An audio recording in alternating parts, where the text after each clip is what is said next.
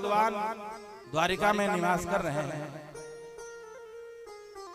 अब श्री परीक्षित जी ने बड़ा सुंदर प्रश्न किया। कहा महाराज आपने बड़ी सुंदर सुंदर चर्चा श्रवण कराई है और आज 7वां दिन भी है। भगवान की विविध लीलाओं का वर्णन आपने किया है। अब कृपा करके हम निवेदन करते हैं, भगवन् यानि चान्यानि मुकुन्दस्य महात्मनः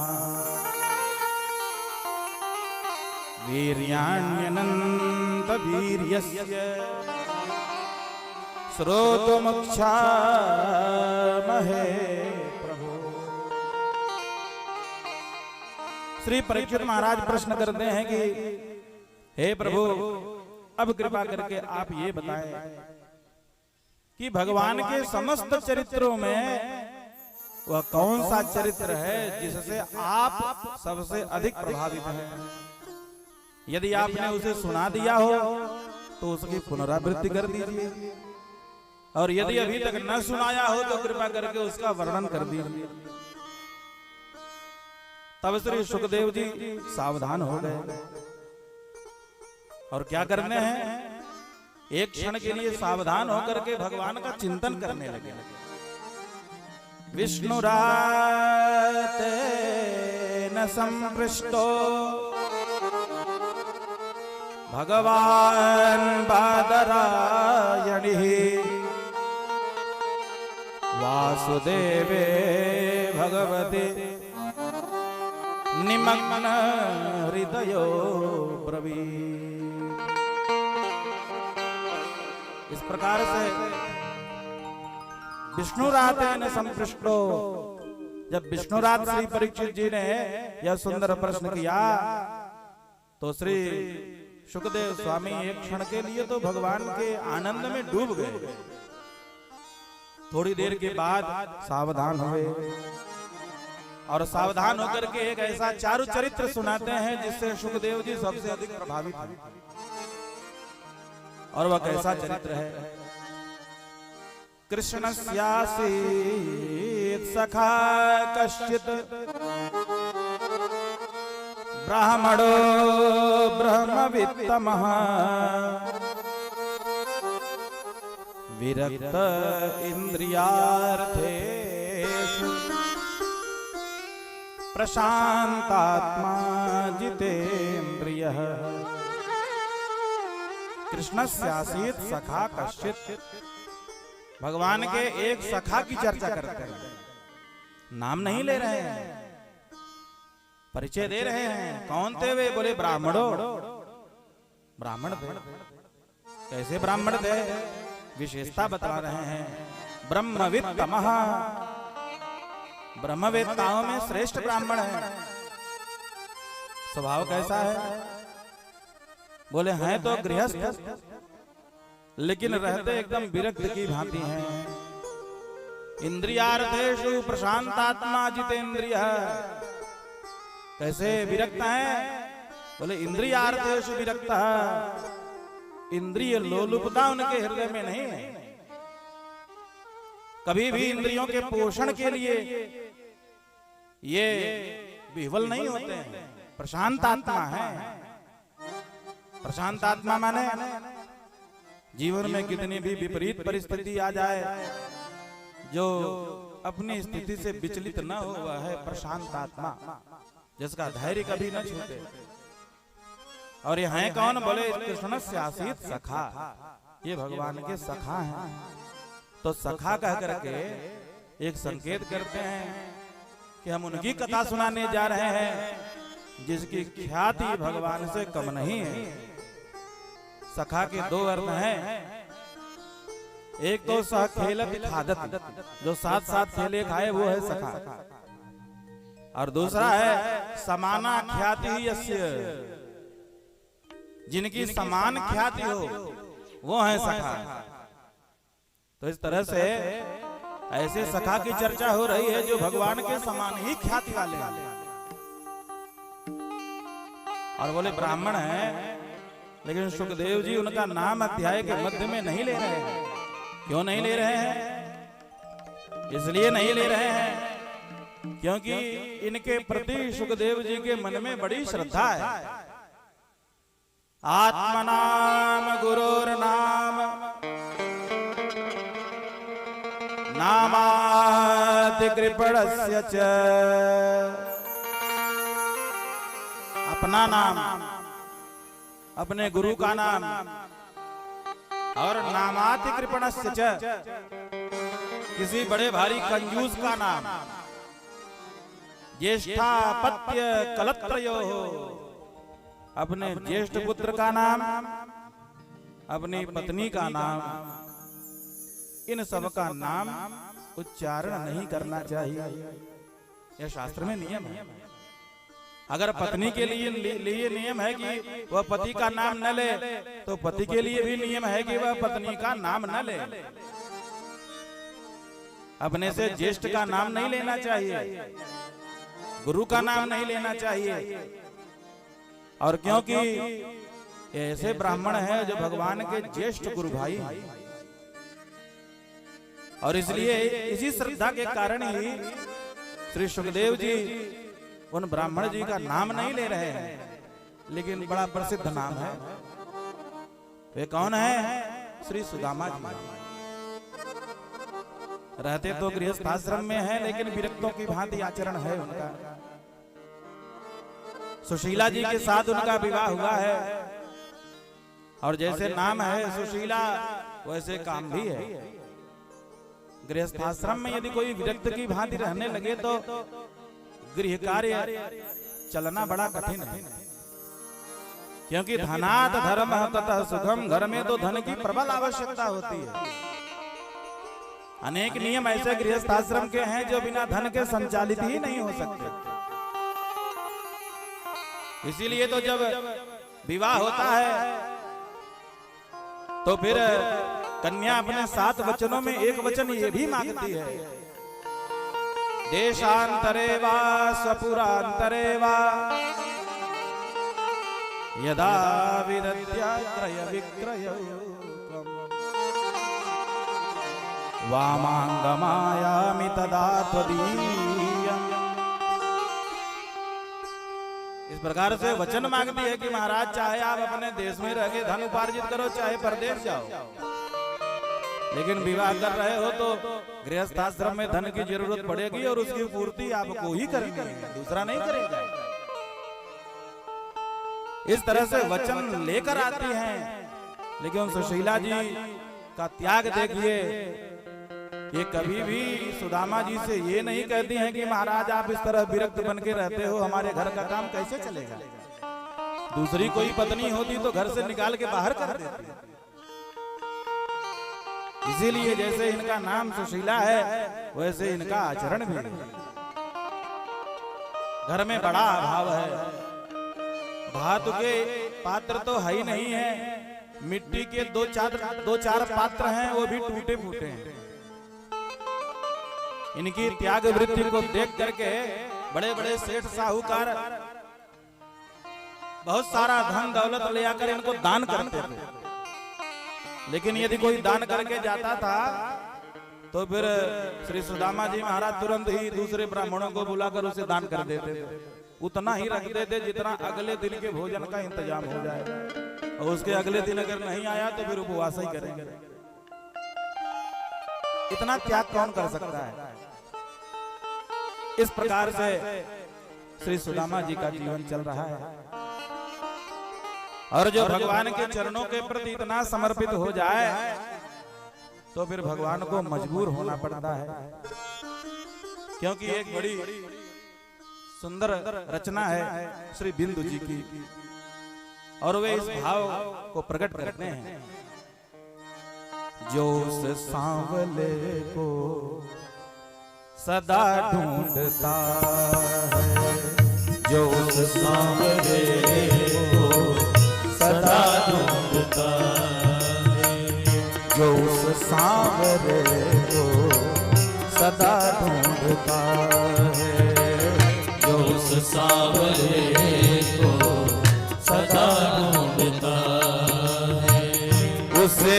एक दिन सांवरा ढूंढता है, उसे एक दिन सांवरा ढूंढता है, जो उस सांवरे को सदा ढूंढता है, जो उस सांवरे को सदा ढूंढता है।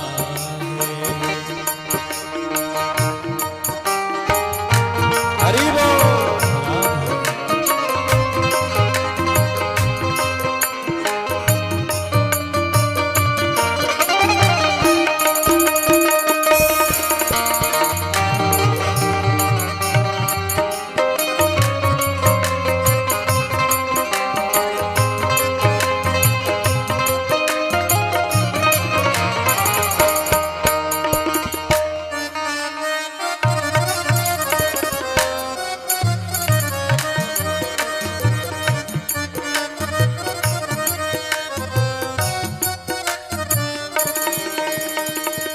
जिसे ढूंढने का अमल पड़ चुका है, जिसे ढूंढने का अमल पड़ चुका है, जिसे ढूंढने का अमल पड़ चुका है, जिसे ढूंढने का अमल पड़ चुका है, वो उसे ढूंढने में मजा ढूंढता है, उसे ढूंढने मजा ढूंढता है, उसे एक दिन सांवरा ढूंढता है, उसे एक दिन सांवरा ढूंढता है, उस सांवरे को सदा ढूंढता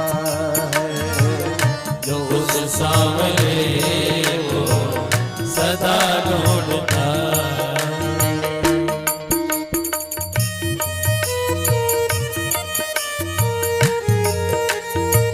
हरि बोल।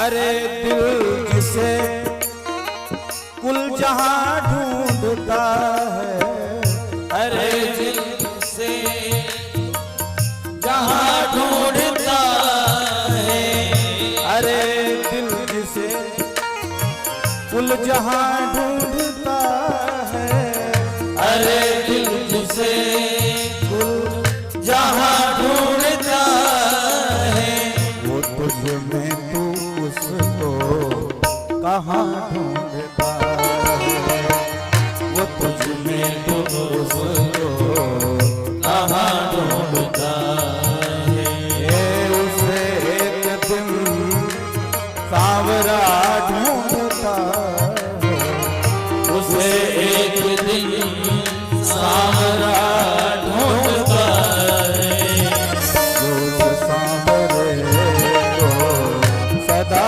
ढूंढता है, जो उस सांवरे को सदा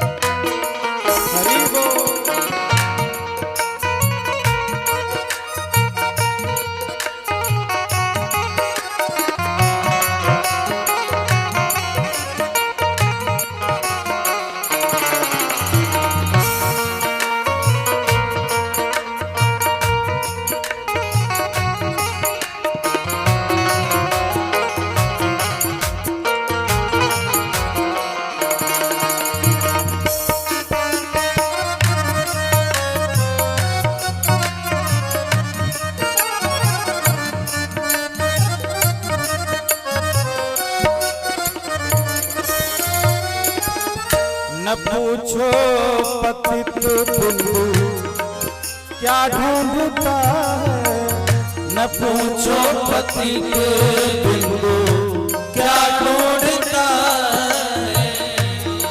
यह सुंदर रचना श्री बिंदु महाराज जी की है और बड़ी भावुक है। न पूछो पतित बिंदु क्या ढूंढता है, न पूछो पतित बिंदु क्या ढूंढता है। न पूछो पतित बिंदु क्या ढूंढता है, न पूछो पतित बिंदु क्या ढूंढता है। पतित बंधु जी का पता ढूंढता है, पतित बंधु जी का पता ढूंढता है। उसे एक दिन सांवरा ढूंढता है, उसे एक दिन सारा ढूंढता है। जो सांवरे को सदा ढूंढता है, जो उस सांवरे को सदा ढूंढता है। जो सांवरे को सदा सदा सदा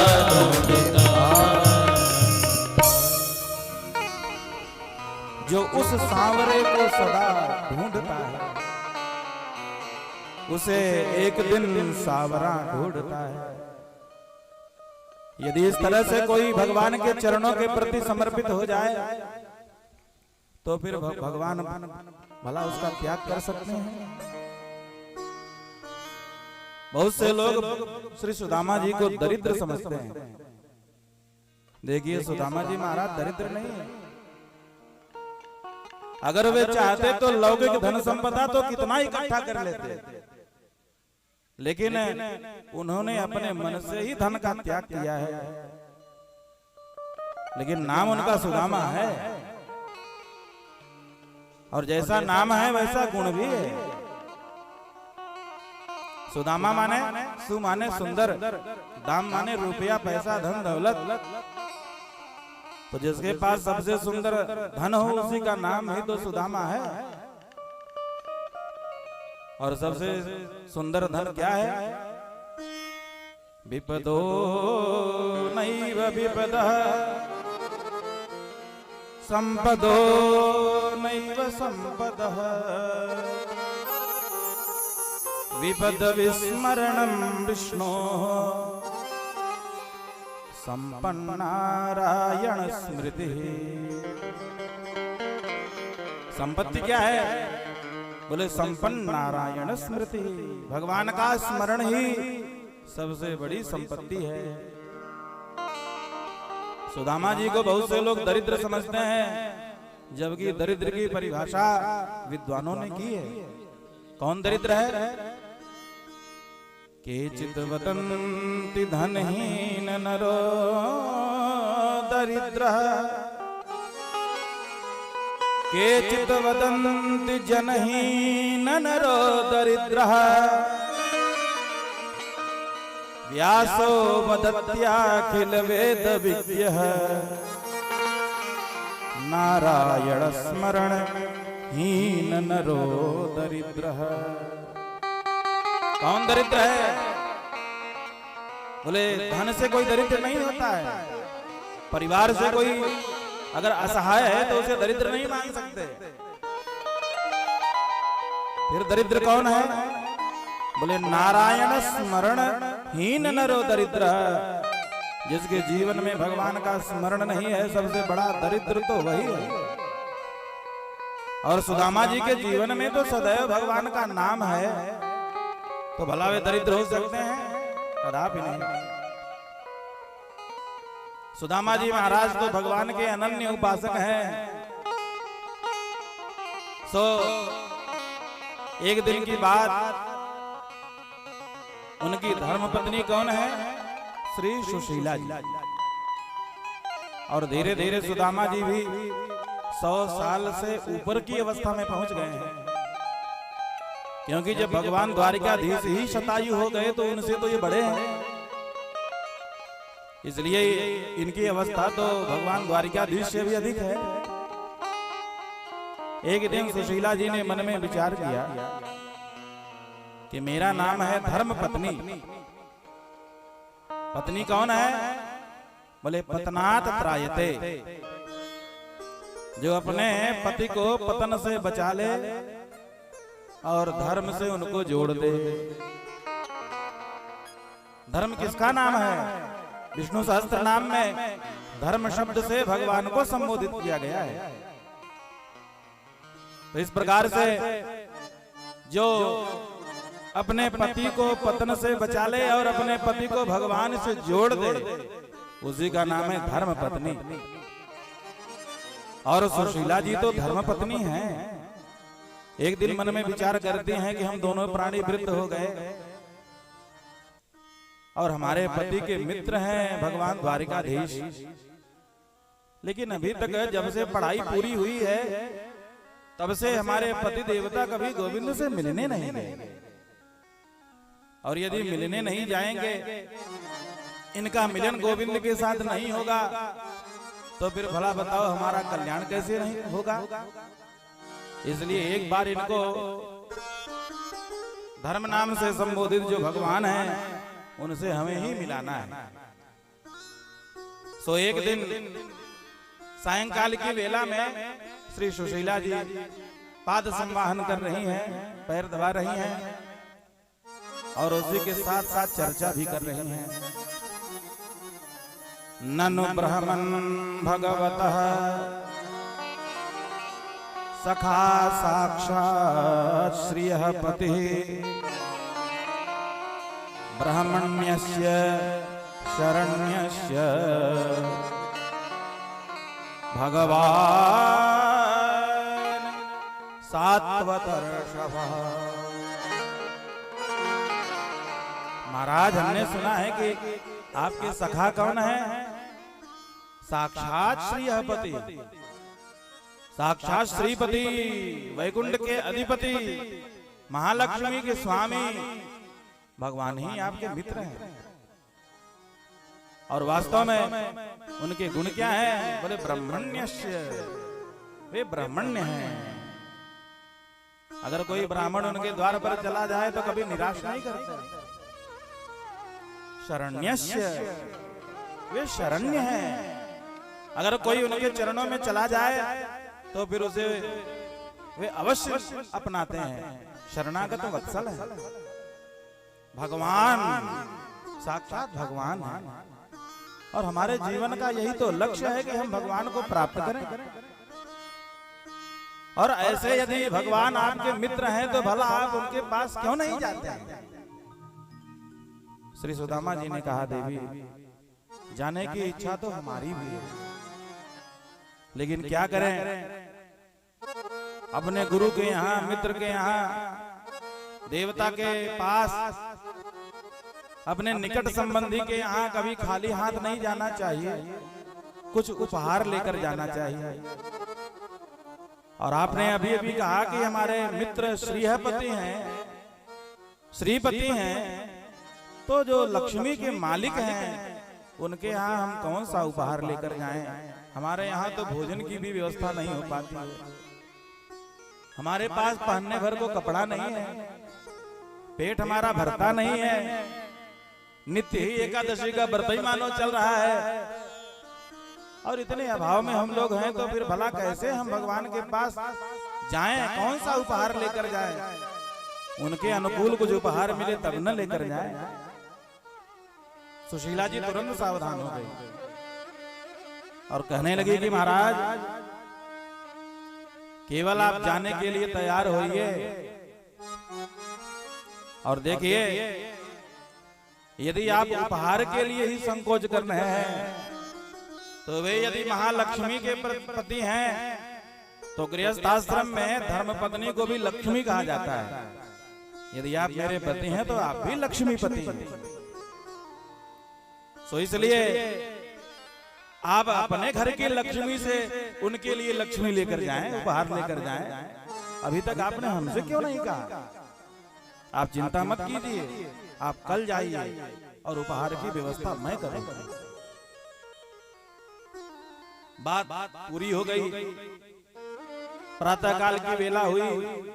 सुदामा जी सोच रहे हैं कि हमारे घर में तो कुछ है नहीं, कुटिया भी टूटी फूटी है, तो भला ये कौन सा उपहार देंगे। लेकिन प्रातः श्री सुशीला देवी 4 घर जाती हैं और क्या करती हैं? या चित्वा चतुरो मुष्टिन विप्रान पृथुक तंडुला।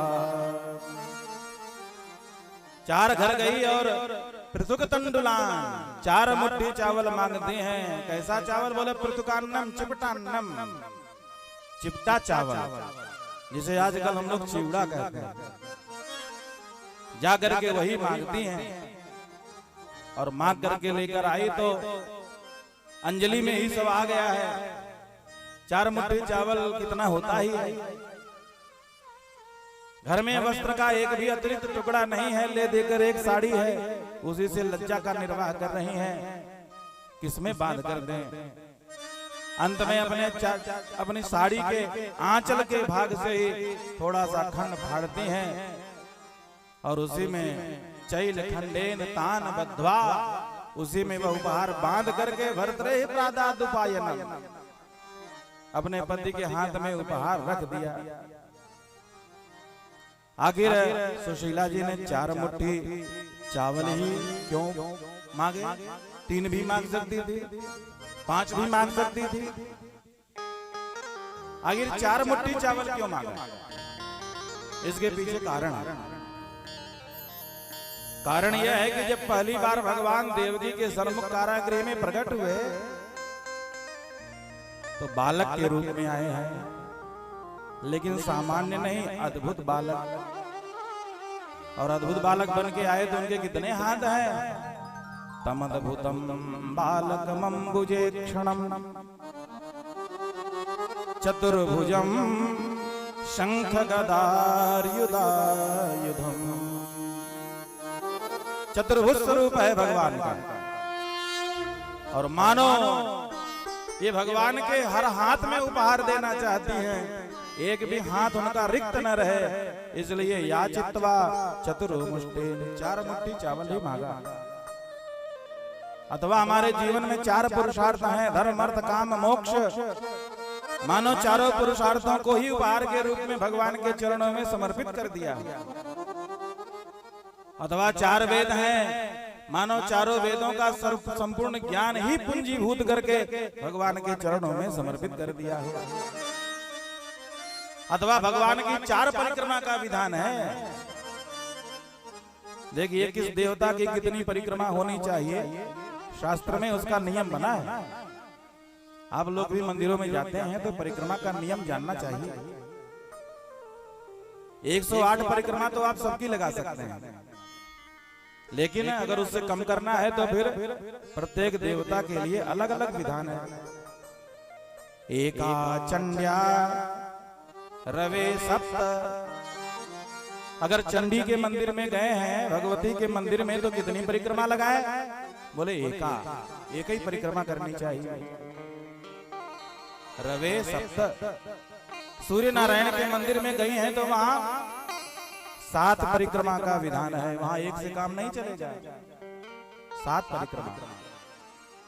त्रिस्रह दद्यात् विनायके। गणपति के मंदिर में जाएं यदि परिक्रमा करना है तो वहां 3 परिक्रमा का विधान है। और हरे चतुस्रः कार्य। श्री हरि के मंदिर में जाएं, कृष्ण के मंदिर में जाएं, राम जी के मंदिर में जाएं, तो वहां पर चतुस्रः 4 परिक्रमा का विधान है। और शिव जी के मंदिर में शिवस्यार्धा प्रदक्षिणा।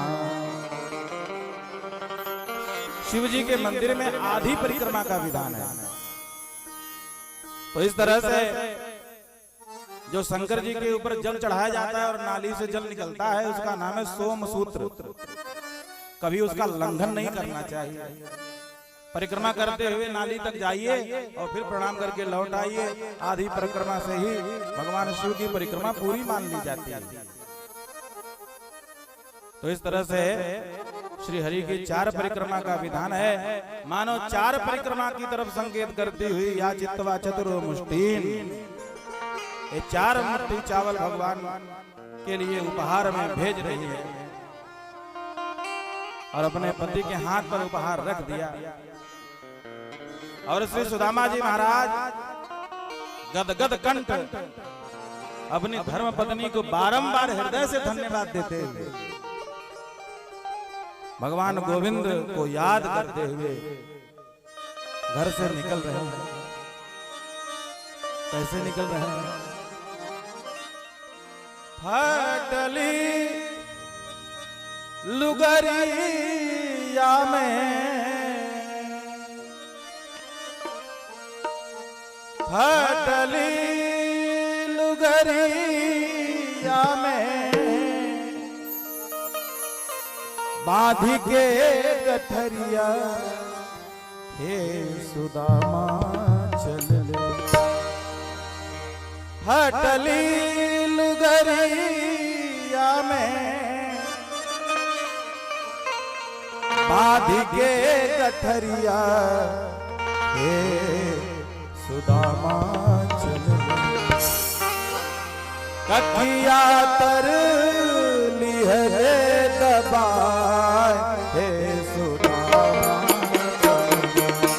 कखिया तर लिहरे दबाए हे सुदामा चल ले। कखिया तर लिहरे दबाए हे सुदामा चल ले। कखिया तर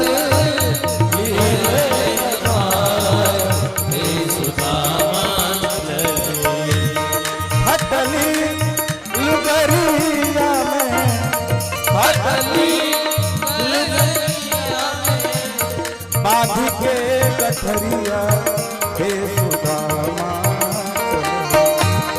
कठिया कर लिहले दबाए हे सुदामा। कठिया कर लिहले दबाए हे सुदामा चल ले। कठिया कर लिहले दबाए हे सुदामा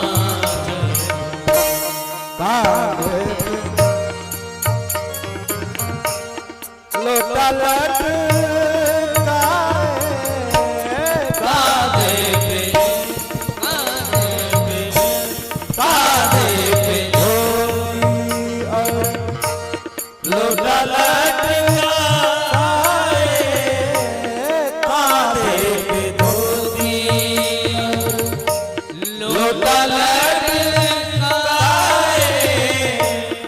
तंडुल की पोतरी को बगल में दबाए, बगल में तंडुल की पोतरी को बगल में दबाए, बगल में दबाए। फिर ताके अपनी, फिर ताके अपनी टूटही मड़ैया हे सुदामा चल ले। फिर ताके अपनी टूटही मड़ैया हे सुदामा चल ले। छोड़त ना दरिया घबराए हे सुदामा छोड़त ना दरिया घबराए, हे सुदामा चल ले। छोड़त ना दरिया घबराए, हे सुदामा चल ले। फटली लुगरिया में, फटली लुगरिया में बांध के गठरिया हे सुदामा चल ले। तकिया कर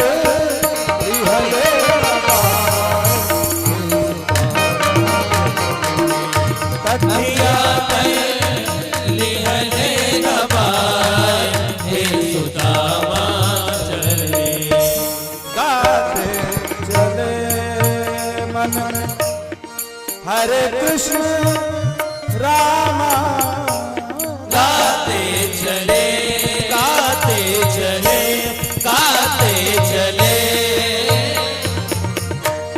हरे कृष्ण रामा चले श्याम सुंदर से मिलने सुदामा मिलने सुदामा चले श्याम सुंदर से मिलने सुदामा मिलने सुदामा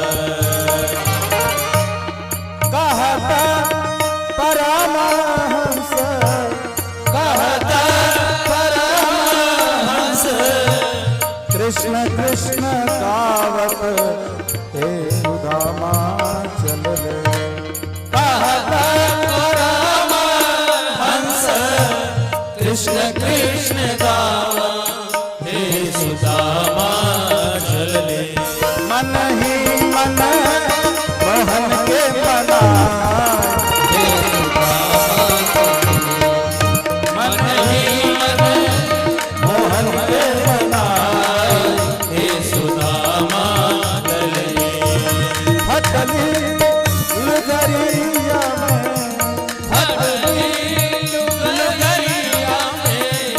बाध के गठरिया हे सुदामा हटली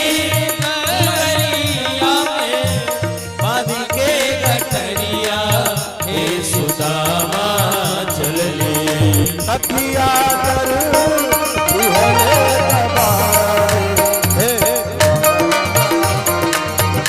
तकिया कर दुहले दबाए तकिया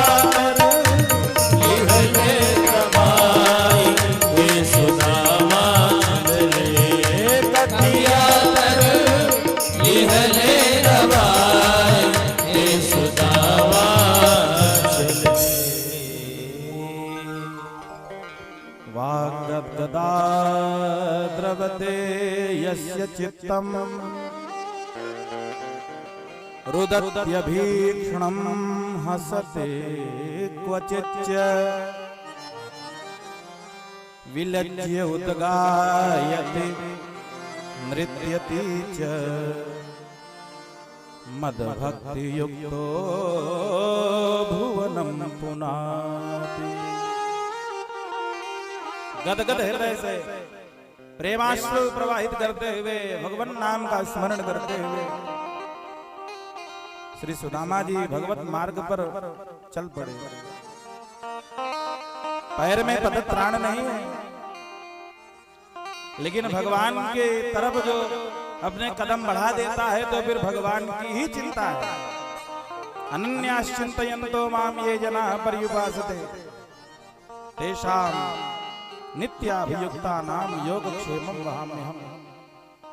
भगवान कहते हैं कि एक बार सब कुछ छोड़कर मेरे लिए निकलो तो उसके बाद सारी जिम्मेदारी मेरी ही होगी, और हुआ भी यही। सुदामा जी महाराज अभी जा रहे हैं, जंगल के मार्ग से जाते हुए उनके पैर में अनेक कांटे चुभ गए, रक्त की धारा प्रवाहित होने लगी, बहुत पीड़ा होने लगी, लेकिन भगवान के आनंद में उस पीड़ा का अनुभव उनको नहीं हो रहा है। एक जगह वृक्ष की छाया में बैठकर भगवान के चरित्रों का चिंतन करने लगे। इसी समय भाव समाधि लग गई। भाव समाधि का लगना कि भगवान की योग माया ने भगवान की ही इच्छा से सुदामा जी को वहां से उठाकर द्वारिका के द्वार पर रख दिया। भाव समाधि से श्री सुदामा जी महाराज जागे तो देखते हैं कि बड़ी बड़ी अट्टालिकाएं। इतने में एक पथिक आया, उससे पूछते हैं कि अरे भैया ये कौन सी नगरी है? और जब उसने कहा कि महाराज ये द्वारिका है, इतना सुनते ही अब तो श्री सुदामा जी के नेत्रों से अविरल अश्रुधारा प्रवाहित होने लगी। इसका मतलब हमारे कन्हैया की ही इच्छा थी कि मैं उनसे आकर मिलूं। बिना इनकी इच्छा से इनके पास कौन आ सकता है। पूछते हैं कि हमारा गोविंद कहाँ मिलेगा। पथिक ने कहा महाराज आप चिंता मत करो, जितने बड़े बड़े ये महल बने हैं उन महलों में से किसी महल में आप चले जाओ, भगवान के दर्शन प्राप्त होंगे। सुदामा जी महाराज महलों को देख रहे हैं, एक से एक अट्टालिकाएं हैं। एक बड़ा सुंदर दिव्य भव्य भवन था, सुंदर मणियों से सुसज्जित, और वह श्री महालक्ष्मी का निवास है, रुक्मिणी जी का महल है। उसी में प्रविष्ट होना चाहते हैं श्री सुदामा जी महाराज। द्वार पर गए तो दो द्वारपाल सन्मुख मिल गए। बहुत से लोग ये समझते हैं कि द्वारपालों ने सुदामा जी को रोक करके रखा, और आजकल कल के तो कुछ ऐसे भी लोग हैं कि सुदामा जी को उनके चरित्रों के लिए कौन कहे कि गंभीर चर्चा करने की एकदम कार्टून का नाटक बना करके रख दिए। इस तरह से सुदामा जी के हृदय में जो गंभीर भाव है उसकी कितनी हम लोग उपेक्षा कर रहे हैं। किसी भी प्रमाणिक पुस्तकों में ये नहीं आया है कि कभी सुदामा जी को द्वारपालों ने इस तरह से वर्ताव किया हो। अरे ये तो वही द्वारपाल हैं, कौन? भगवान के अति प्रिय हैं, द्वारपाल हरि के प्रिय दो, द्वारपाल हरि के प्रिय दो, द्वारपाल हरि के प्रिय दो, द्वारपाल हरि के प्रिय दो, जय अरु विजय जान सबको, जय विजय जान सबको, जय अरु विजय जान सबको,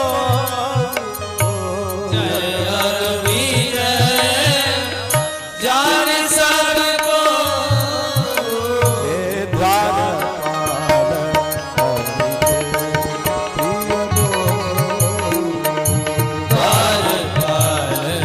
हरि के प्रिय दो, द्वारपाल हरि के द्वारपाल हरि के द्वारपाल हरि के प्रिय दो। ये वही द्वारपाल हैं, जय अरु विजय जान सबको। एक बार वैकुंठ में इन्होंने सनकादिकों को रोका था, तो बदले में इनको शाप मिला था, ये 3 जन्म तक राक्षस बन के आए। एक बार रावण कुंभकर्ण बने, और हिरण्यकशिपु हिरण्याक्ष बने, और बाद में शिशुपाल और दंतवक्र बन करके आए। अभी तो बेचारे शाप से छूटे हैं, और क्या ये उस गलती को दोहराएंगे? कदापि नहीं। द्वारपालों ने बड़ा सम्मान किया। एक द्वारपाल तो सुदामा जी की सेवा में लग गया, और वैसे भी ब्राह्मणों के लिए कभी भगवान के द्वार पर किसी से पूछने की आवश्यकता नहीं थी। वे चाहे जब चाहे अंतःपुर तक उनका प्रवेश था। लेकिन सुदामा जी बेचारे थोड़ा संकोची स्वभाव के हैं, इसलिए द्वार पर रुक गए। एक द्वारपाल सेवा में लग गया, और दूसरा पहुंच गया गोविंद के पास। कन्हैया रुक्मिणी जी के साथ बैठे थे, उन्हें तो सब मालूम है। बार बार घबरा करके द्वार की तरफ देखते हैं कि मेरा मित्र आ गया है, सूचना आती ही होगी। और जैसे ही द्वारपाल निकट आया, भगवान स्वयं ही व्यग्र होकर पूछते हैं कि द्वार पर कोई आगंतुक आया है? द्वारपाल ने हाथ जोड़ के कहा, महाराज एक महापुरुष का आगमन हुआ है। लेकिन महाराज उनका परिचय बड़ा विचित्र है। शीश पगान झगातन में प्रभु जाने को आही बसे कहीं ग्रामा। धोती फटी सिलटी दुपटी अरुपाय उपार नह की नहीं शामा। द्वार खड़ो द्विज दुर्बल एक रह्यो चकिसो वसुधाय अभिरामा। ऊंचत दीन दयाल को नाम बतावत आपन नाम सुदामा। जैसे ही स्वरूप का वर्णन करते हुए नाम लिया कि बतावत आपन नाम सुदामा, भगवान व्याकुल होकर दौड़ पड़े। पीत पीतांबर कर धरती पर गिर गया, भगवान को आभास ही नहीं रहा। पैर में सुंदर पद त्राण प्रभु धारण करते हैं, आज दोनों छिटक कर दूर जा गिरे। कन्हैया द्वार की तरफ दौड़ रहे हैं और द्वारपाल मन में विचार कर रहा है कि बड़े बड़े महापुरुष तो नित्य आते रहते थे, भगवान कभी किसी के लिए इतने व्याकुल नहीं हुए, आखिर द्वार पर कौन आ गया है। बोलियो द्वारपाल सुदामा नाम पाड़े सुनी, छाड़े राज काज ऐसी जी की गति जाने को। द्वारिका के नाथ हाथ जोरि धाय गहे पाय, भेंटे लपटाय करी ऐसे दुख साने को। नैन दो जल भरी पूछत कुशल हरी, विप्र बोलियो विपदा में मोहि पहचाने। कन्हैया के नेत्र में अश्रु भर आए, जाकर के चरणों में गिर पड़ते हैं। सुदामा जी उठाकर उनको हृदय से लगा लेते हैं। गोविंद ने कहा कि मित्र, कितने दिन से मैं तुम्हारी प्रतीक्षा कर रहा हूं, आखिर इतना विलंब तुमने क्यों किया। हृदय से लगा करके लेकर भीतर गए, सुंदर आसन पर बैठाया। अनेक दास दासी खड़े थे, लेकिन उसमें अपनी प्रधान पट्ट महिषी भगवती रुक्मिणी जी को ही भगवान आदेशित करते हैं कि जाओ भीतर, और भीतर से स्वर्ण थाल में जल भर करके लेकर आओ। भगवती मन में विचार करते हैं कि इतने दास दासी थे, लेकिन प्रभु ने किसी से नहीं कहा, हमको कहा। अरे देखने में तो एकदम सामान्य पुरुष लग रहा है, निर्धन है, लगता है कि कोई याचक है। आखिर इसके द्वारा कौन सा ऐसा पुण्य कर्म किया गया। किम अनेन कृतम पुण्यम अवधूतेन भिक्षुणा, श्रियाहीनेन लोकेस्मिन् गर्हितेनाधमेन च। किम अनेन कृतम पुण्यम, आखिर इसके द्वारा कौन सा पुण्य किया गया कि अवधूत की भांति दिखलाई पड़ता है, लेकिन इसके लिए भगवान हमको आदेशित कर रहे हैं। जा रही हैं भीतर, अपने हाथ से जल भर कर ला रही हैं, लेकिन इधर कन्हैया उसके पहले ही चरणों के पास बैठ गए और सुदामा जी के चरणों को ध्यान से देखने लगे। ऐसे बेहाल बेवाइन सो पग कंटक जाल लगे पुनि जोए, हाय महा दुख पायो सखा तुम आए तैन कित दिन खोए। देख सुदामा की दीन दशा, करुणा कई के करुणा निधि रोए, पानी बरात को हाथ छुयो नहीं, नैनन के जल से पग धो। त्रितो विमुंचय बिंदून नेत्राभ्याम पुष्कर एक क्षण। भगवान के नेत्रों से गंगा यमुना की अविरल धारा प्रकट हो गई, और जब तक रुक्मिणी जी जल लेकर आती उसके पहले ही भगवान ने चरणों को धुल दिया।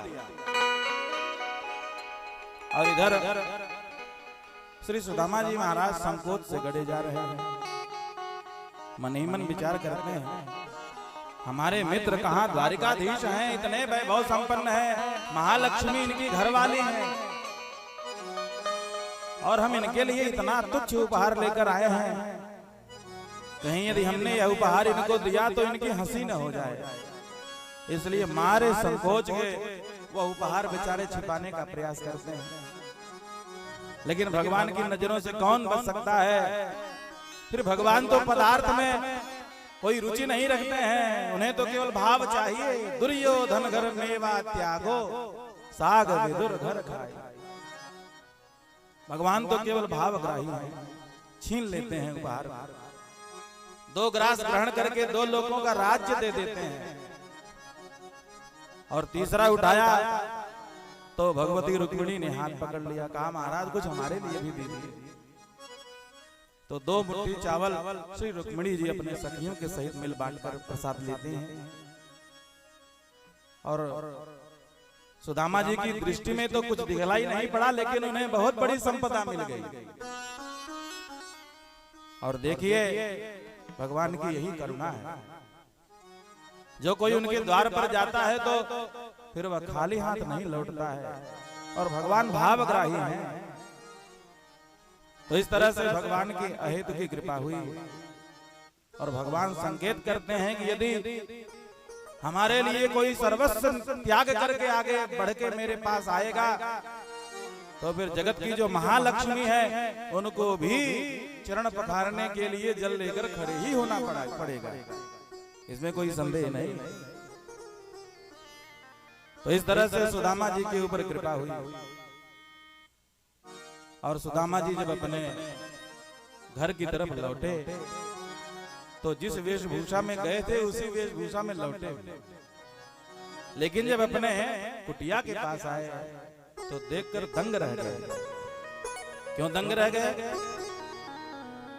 सुदामा मंदिर देखी रहे, सुदामा मंदिर देखी रहे, सुदामा मंदिर देखी रहे, यहाँ विधि मेरी टूटी मड़ैया, यहाँ विधि मेरी टूटी मड़ैया, कंचन महल खड़े सुदामा, कंचन महल खड़े सुदामा, मंदिर देखी रहे, सुदामा